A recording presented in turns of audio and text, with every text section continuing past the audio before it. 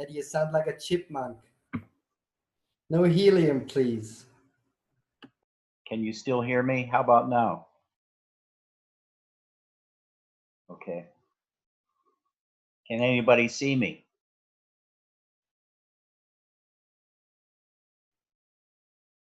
So this is going to be a strange satsang.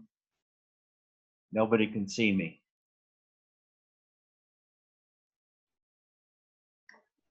But it won't stop me.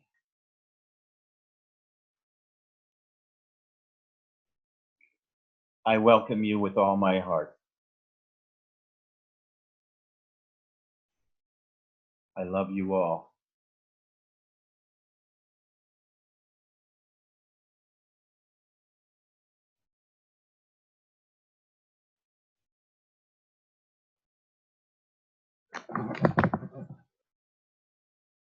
You know, I talked about imaginal space before. Imaginal space is that part in you that imagines the world and your body and creates it based on past experience, teachings, habits. It's the you of the mind.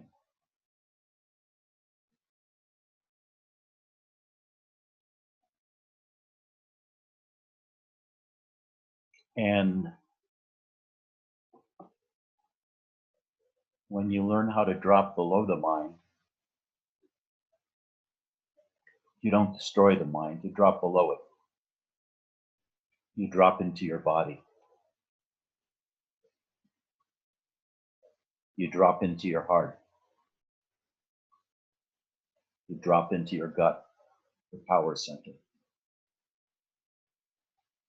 And when you're there, the mind is just a radio 2 rooms away, making sounds that are not too grating and too distracting. And when you're down here in your mind, in your gut and in your heart, the world takes on an entirely different feel. Because you're not seeing anymore. There's not the division between seeing and the seen. Instead, you're feeling from the gut, with your heart. And with feeling, there's no division. Your energy field extends beyond your body, usually by a couple of feet. But in satsang, it may extend to the entire room because of the energies you get.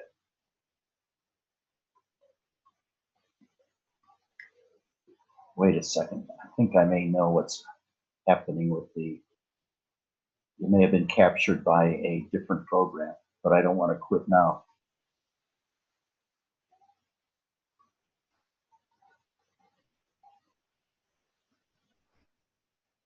So, your imaginal space then becomes a feeling space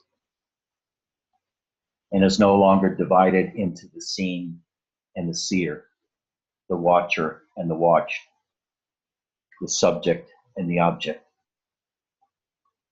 It's unity consciousness. And in this unity, you can feel the energies within, that's in your gut and in your heart.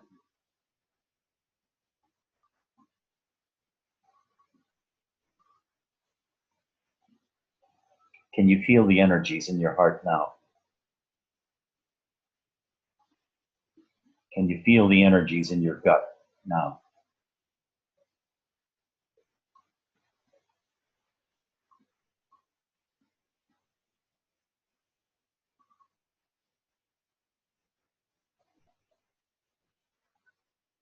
Today, my energies feel a little different than usual. Instead of like I'm about to explode with energy, radiating it outwards, I feel empty, totally empty. And the energies are very light, very sweet, very open, very all-pervasive, wanting to touch each of you in your heart, in your minds, in your guts, wherever your center of gravity of attention is. I want to touch you there and love you there.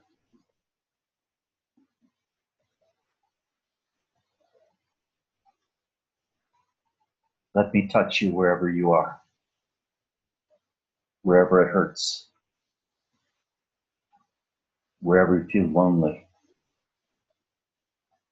wherever you feel sorrow, wherever you feel depression or unhappiness, wherever you feel fear. Let me touch you there.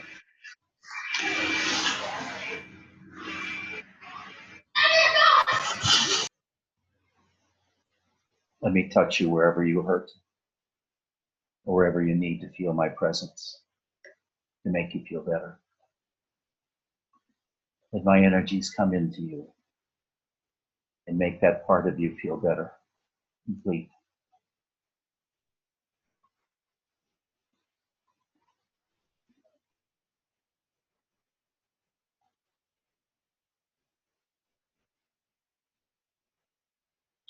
Can you feel my emptiness? And join me in that emptiness.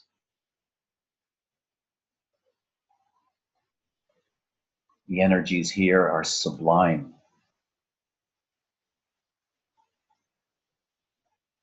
The energies here are quiet.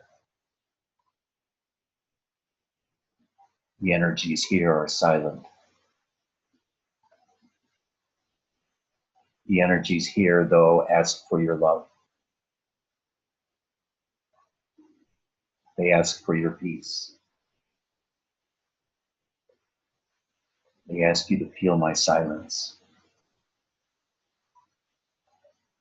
They ask you to feel my love.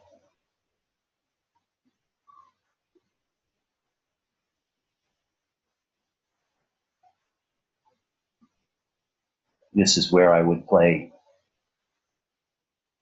Yoganandas in the Temple of Silence.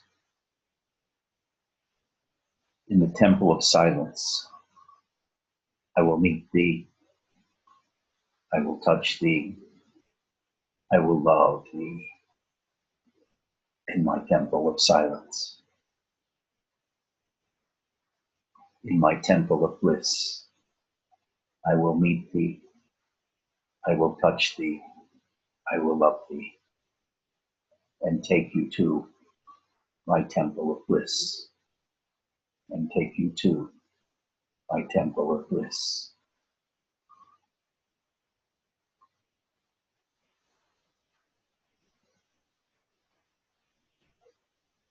I love you all so much. We are a spiritual family.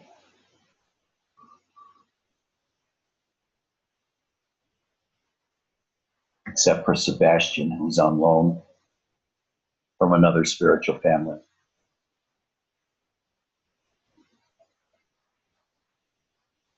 I love you all.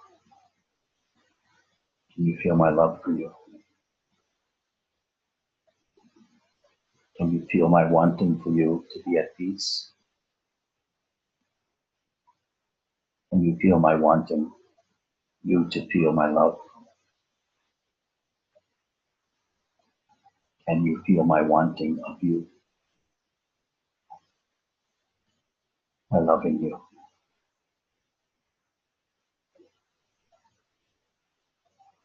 Join me in my temple of peace.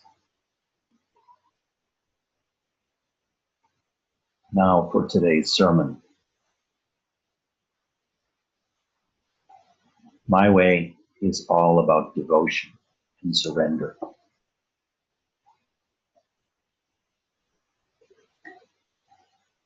I surrendered to Robert maybe in 1992 or 93 and had my first awakening a couple of years later after he left for Sedona.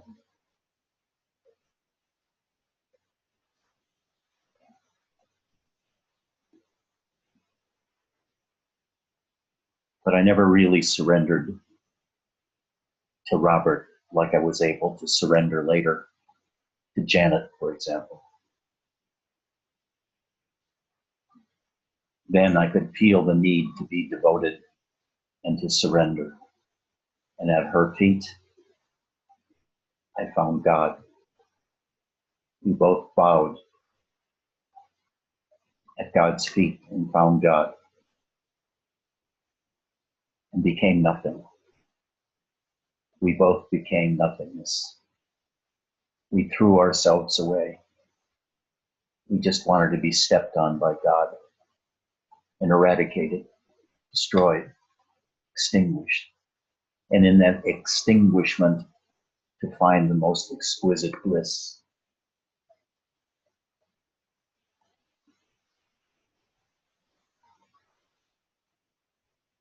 In the temple of silence, in the temple of peace, I will meet thee, I will touch thee, I will love thee in my temple of peace.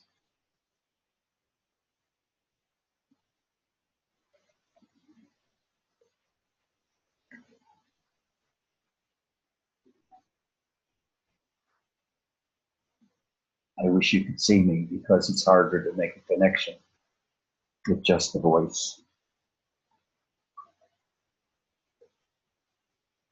But I want you to come to my temple of peace, my temple of samadhi, my temple of bliss, where I will touch thee, I will love thee in my temple of bliss.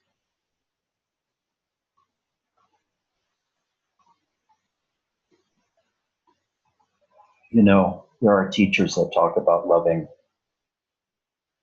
Shakti, Shakti Ma, or Kali Ma,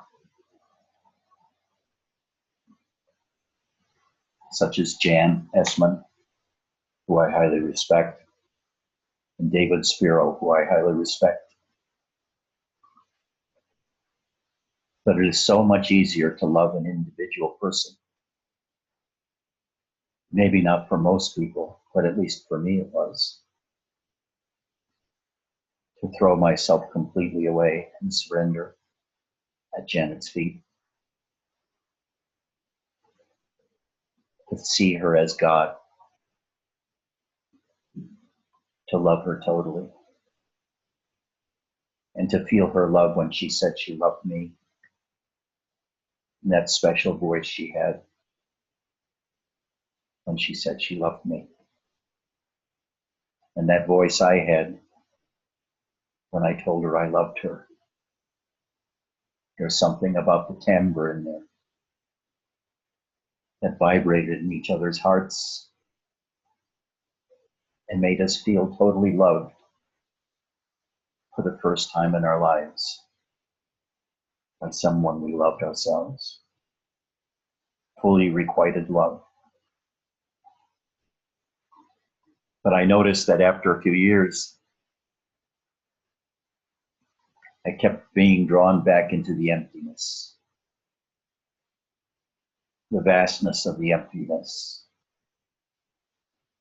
where there was only silence, and myself began to disappear again.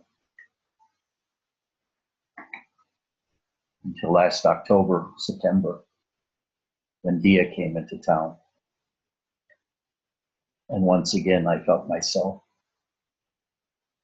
in total love, adoration, total surrender.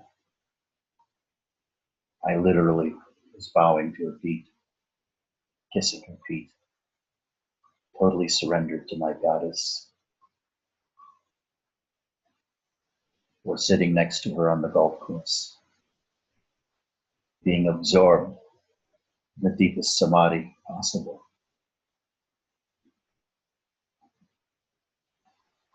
Where I felt such energy. You know, there are samadhis, the natural state, which is the ordinary beingness state, the state upon which all experiences are added, the gap state of bare consciousness. When you first wake up in the morning but haven't become aware of anything specifically, or even recognize yourself, the self-recognition isn't there yet. Or when you're fully relaxed and you stop thinking for a few moments. Bentino has this exercise where you stop yourself for 4 or 5 seconds and just get into the no thought state for 4 or 5 seconds. And you do that many times a day until you can recognize the gap of no thoughts. That is the pure beingness state. Dwelling in that is Sahaja Samadhi. It's total relaxation.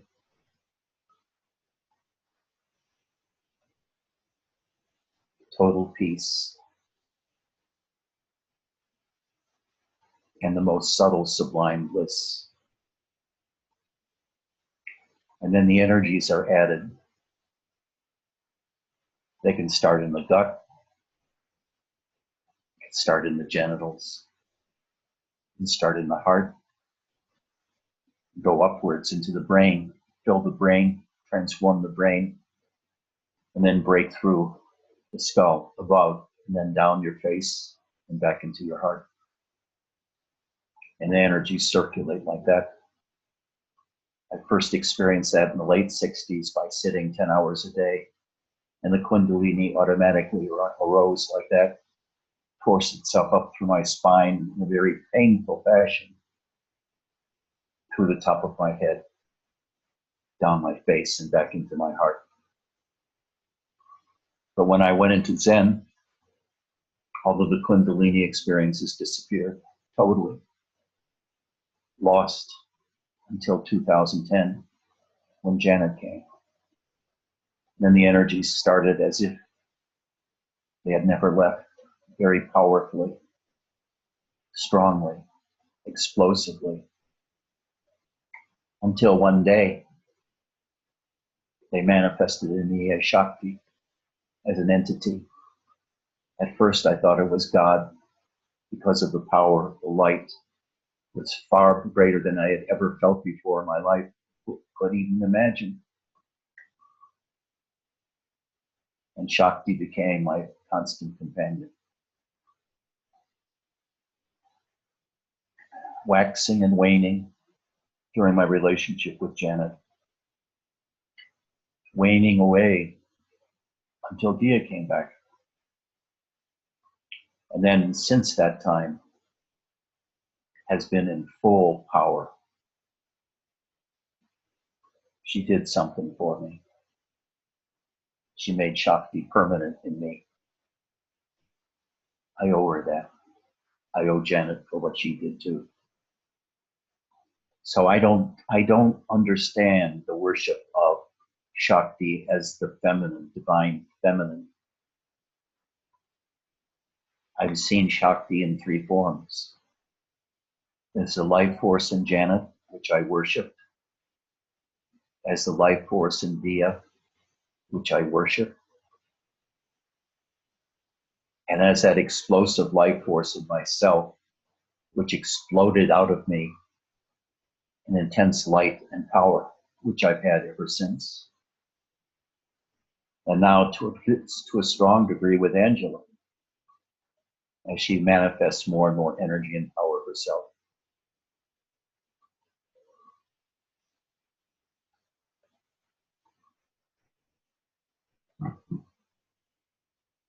So, my way has changed so much over the years. From Zen, where you just do nothing but sit, you become dumb as a rock and you just observe everything going on and you. Boundaries disappear. You become emptiness. You become everything. To with Muktananda, with the chanting, the beautiful chanting and the crying from the bliss of and the ecstasy of the chanting, the happiness of chanting, the movement of energies in chanting, but not like they are now.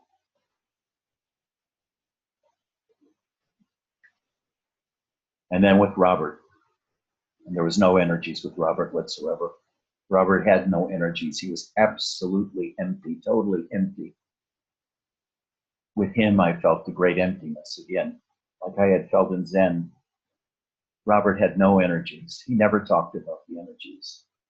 He never talked about the love and the energies that came from love, devotion. He talked about the oneness of consciousness.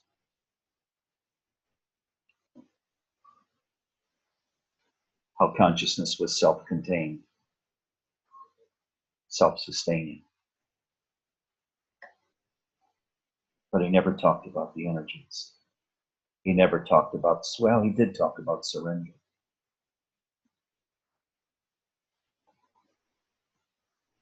But I was never able to surrender him to him like I could to the two women and to the Shakti presence in me, which didn't seem to have a sex. Whether it was female or male, it seemed to be neither or both. So the divine feminine is hard for me to grasp how to worship the divine feminine, except to me, it would be as a concept, not as something I really felt. I can much rather love the Shakti in either Padma or Padma or Angela, a woman. I feel it as a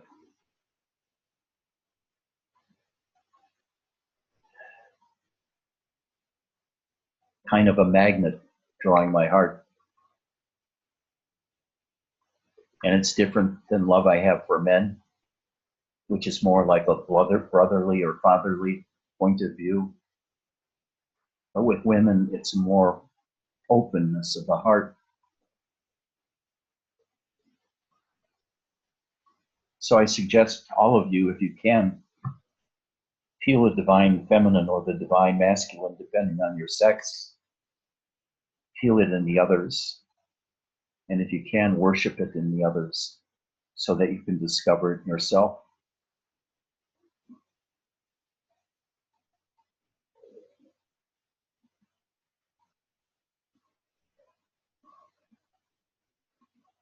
I love you all. I love you all. Ken, Padma, Mark, Enrique, Max, Spencer, Jonah, Walker, Albert,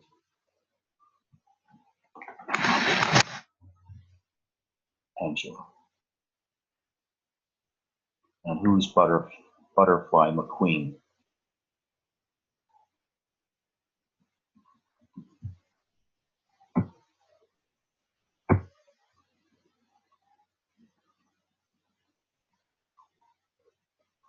Are there any questions?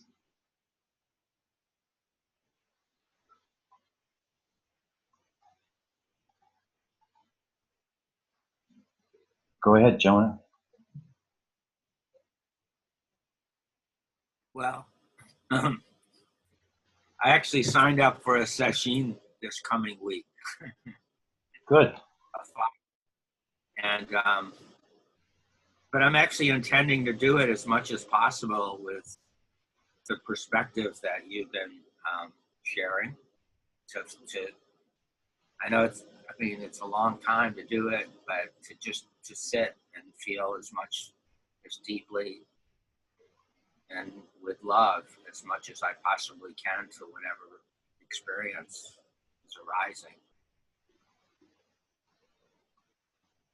So I kind of like, I know you were somewhat critical, obviously, of Zen, and but it's all relative. But I intend to do it not so much of Zen technique, but just to feel love. I realized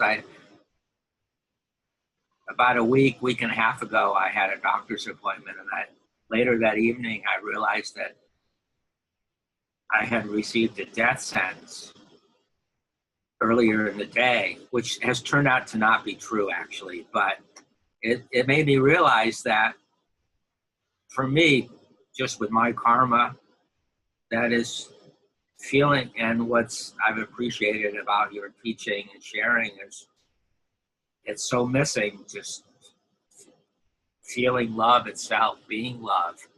Yes. And that being the spark and the source of, that's where my spiritual yearning goes for, more than esoteric or knowledge of teaching. Even though my mind is still interested in it, but I'm actually incapable of really being a good learner or student of those methods and things because of this whole love deficiency syndrome.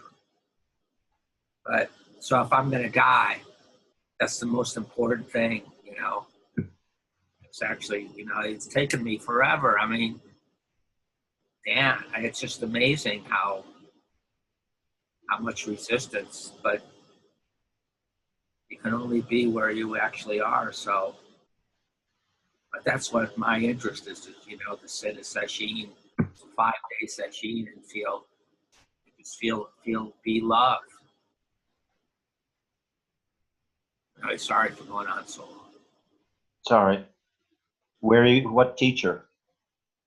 Well, it's at the Berkeley Zen Center, and the guy leading it is Mel Weitzman, Sojun Weitzman. He's 87, 88. He's been the abbot there for 40 years. Study with Suzuki Roshi.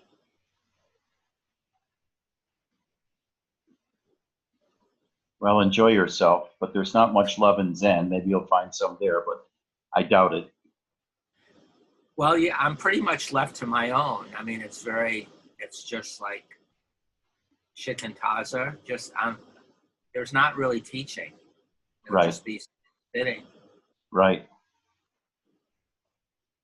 Good luck. Thank you. Anybody else? Enrique, do you have something to say? Mark. Yeah, hi. I just want to say to Jonah that I understand the love deficiency syndrome. I suffered from it for much of my life. And for me, what helped was learning to let go of a lot of my chronic anxieties and beliefs and negative beliefs and things like that. That was for me. I could only speak for myself. And I just want to say that I find myself in the Sahaja Samadhi state, which you also describe as Turiya. I believe those are synonymous. Anyway, it's a holistic state where I suddenly wake up and find myself to be a boundless field of energy, which my body is within, which is boundless. And when you said subtle sublime bliss is the predominating characteristic that I would describe, that and the boundless spaciousness of it. So I've described this many times, but it's coming on more and more consistently and more fluidity. So I can get into it more easily, and it's more accessible than ever. And yesterday I went into a meditation at work, and I was in the state right away, and it held on. And I woke up, I had some very deep dreams, a spiritual dream as well, very vivid. This morning I woke up in the state, and I'm still in it. And that's for me, that's a breakthrough. The duration and sustainability of it is fantastic. That's also, your voice is better. You're more self-confident and centered.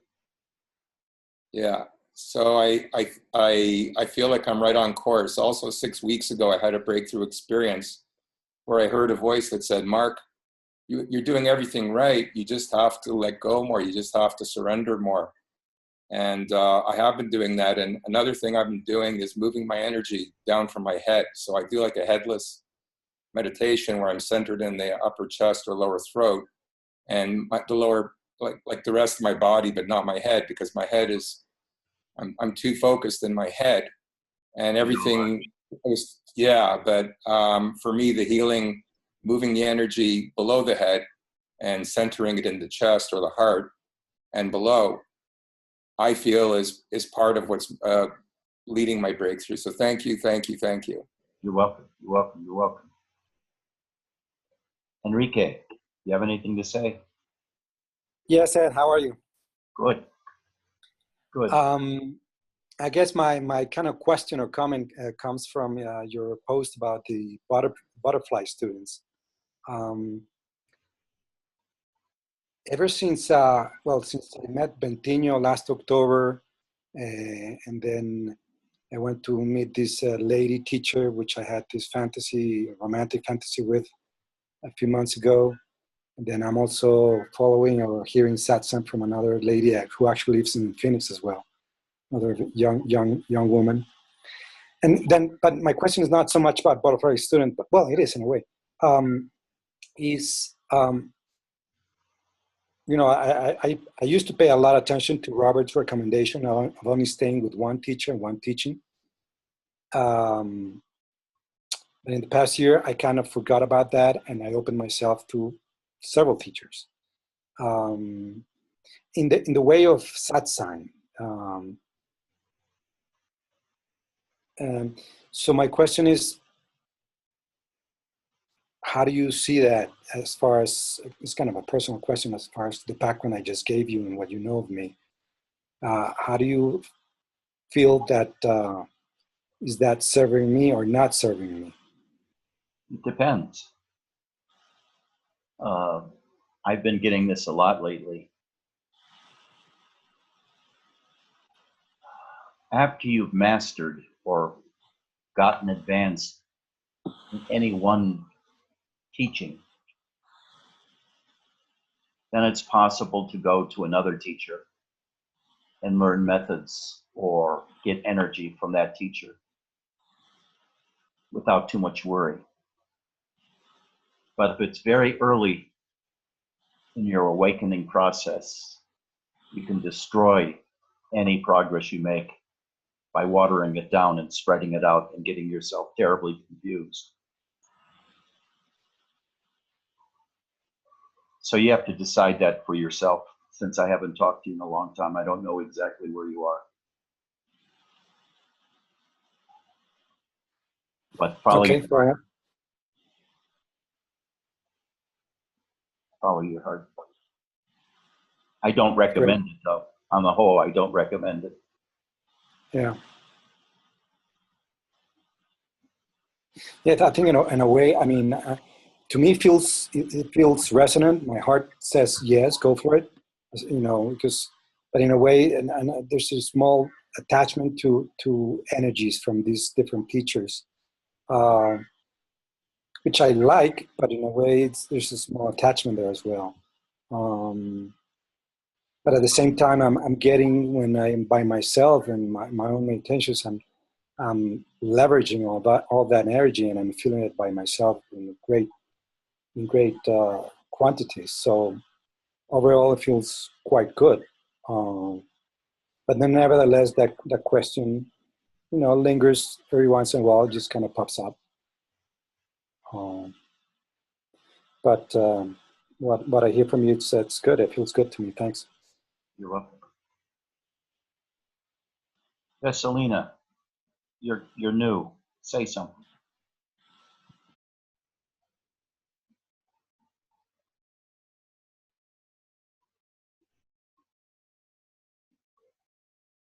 Hello. Hello. Hi. Do you hear? Okay. Yes, I'm new. Um, I have sent you an email actually on your website, and I found you because I like very much the teaching of Robert Adams, and I have heard about you and read about you, but didn't know anything. And accidentally, I have found you on YouTube and saw that you make satsangs every Sunday, and I decided to join. And I'm quite nervous. Yes, Lena, what are you looking for? Um, Don't be nervous. Relax. Relax. Relax. Relax into your body. Feel your body.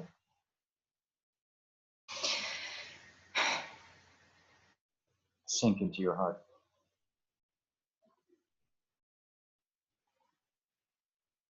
Feel your heart. I feel my heart very stronger than usual, like physically. I feel it, the beat it's stronger, but I find it kind of normal, and because I have actually not spoken about this with anyone.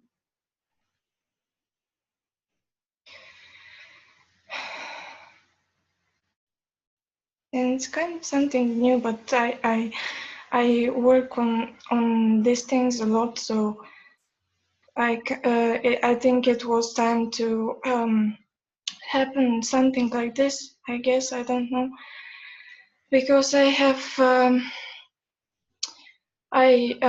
kind of had some experiences, and I have listened to a lot of teachers, not a lot of, but 2 or 3, consistently. And this is the first time I can speak, really, because I watch mostly YouTube. I can't travel right now and go to retreats or things like this. What is So this? I guess that's What are you looking for? for enlightenment, self-realization. What's that?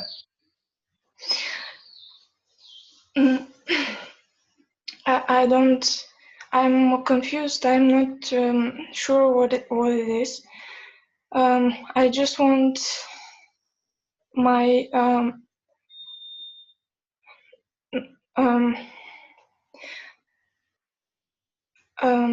very often I have pain in my heart, physical heart.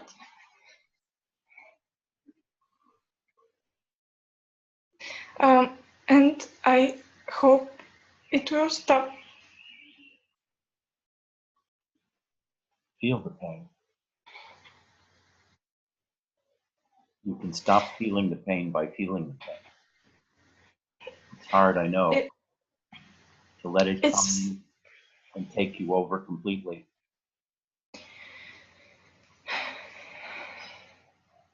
Is it from a loss?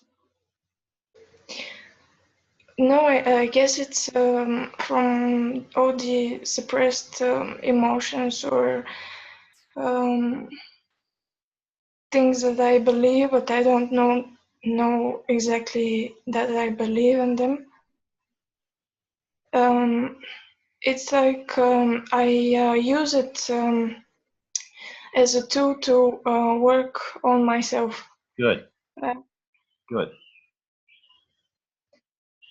And I kind of want the pain, yes, to stop and to disintegrate. Yes. This is my goal. Okay. Come back again. Come back next week. Stick around us a little. I will. Okay. Thank you. You're welcome.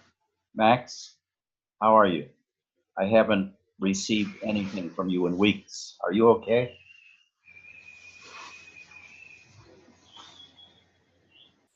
You disappeared.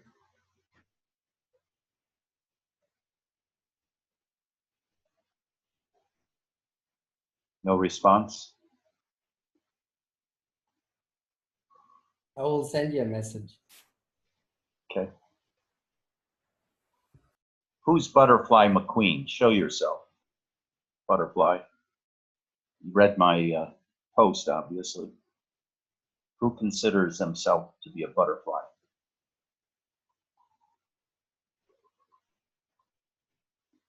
Michael is here. Angela is here. Maybe. Karsten. Kevin, I guess. Sukai. Who's everybody else?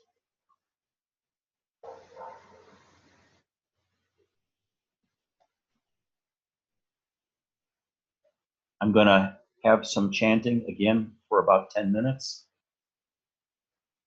Just feel the energies.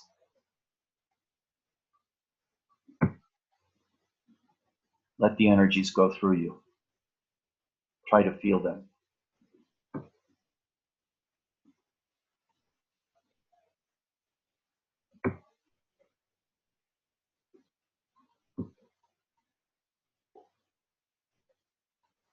That is, if I can find them. Okay, yes.